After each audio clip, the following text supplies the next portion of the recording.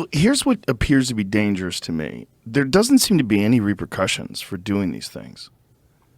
This is scary because it's shifting a narrative. So in step one, the Hunter Biden laptop, or example one rather, the Hunter Biden laptop, no one's in trouble, right? No. No one's in trouble. No one from the FBI is in trouble. No one loses their job. No. No one gets reprimanded. No one gets, brought before the American people and said, you failed us. Not only did you fail us, you betrayed us because you knew this was not true. And you allowed someone whose son has deep ties to both Ukrainian and Chinese companies that were paying him for influence. And it appears, at least by some of these emails, that some of that money went to the actual vice president of the United States, which is fucking wild. Yes. That no one is and then the crazy thing is, one of the things about having a right and a left is that whenever there's information that's inconveniently bad for that one side, particularly the left, you don't hear a fucking peep about it on the media. Right. It's dismissed. It's like, they'll talk about it like someone said someone talked about the Hunter Biden laptop and said it was like half fake. That was like a term. AOC half fake. That's right. That is such a horrible violation of the trust that the people who elected you put in you. You have access to all the information. You have access to that actual fucking laptop. Oh, yeah. By the way, I have access to it too. Yeah. A lot of people have access to it. If you wanted to. I said I didn't want to look at it. I was like, I don't want to look at that fucking thing. I don't want to see this guy getting foot jobs from hookers in Vietnam, smoking street crack. It's crazy. Whatever he did. But the fact that someone would say that's half fake. Yeah.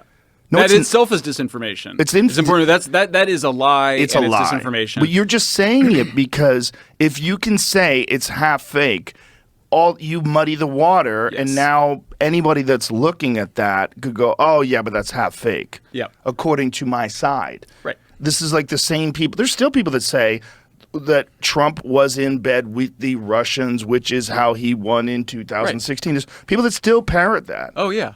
Very close friends and family.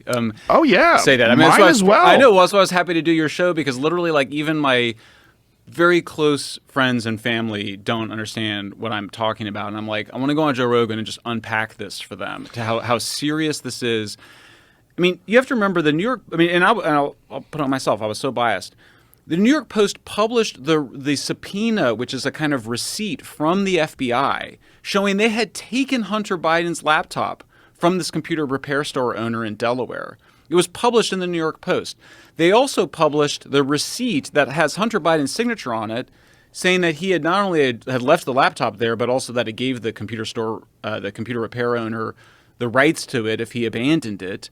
Hunter Biden never said it wasn't his. He never denied that it was his laptop. Well, and subsequently, at least recently, he sued that guy for releasing the information, which the dumbest thing he could have ever done, because now all this half fake shit gets thrown out the window. Now he's saying it's his. Right. Well, they're always look there. I mean, I think the other thing I want to also emphasize here, because I think that when you uncover the level of coordination and the sophistication of the disinformation and censorship campaign, it's easy to also sort of say they're perfect, but they're not. They're always making stuff up as they're going along. Right.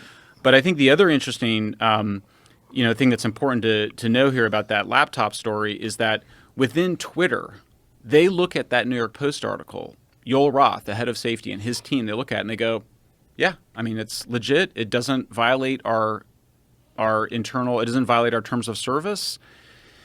And at that moment, I mean, it has a Manchurian candidate quality to it, where the former chief legal counsel to FBI, a guy named Jim Baker, who was central to beginning the Russiagate probe of Trump, he's now at Twitter as deputy general counsel. This is we're discovering. This is part of what I was discovering in the Twitter files. Is just vociferously attacking this thing. Is like, this looks like misinformation, disinformation. We shouldn't trust it. It looks like it violates Twitter's policies. I mean, like multiple, I think it was at least 4 messages and emails of him pushing to the executives. And then of course we can't see the phone calls, which is really where a lot of the dirty work happens. Pushing to just get this thing censored by Twitter.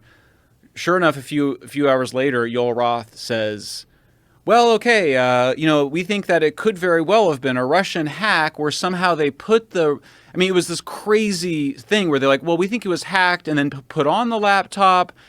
It was just bizarre.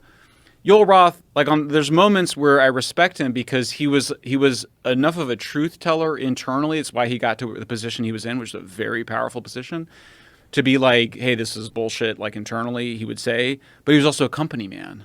So when powerful superiors in the organization, including former FBI people, and Jim Baker wasn't the only one, when he gets worked, he just bends. And he just was like, okay, yeah, I think we've decided that it violates our hacked materials policy and we're going to censor it.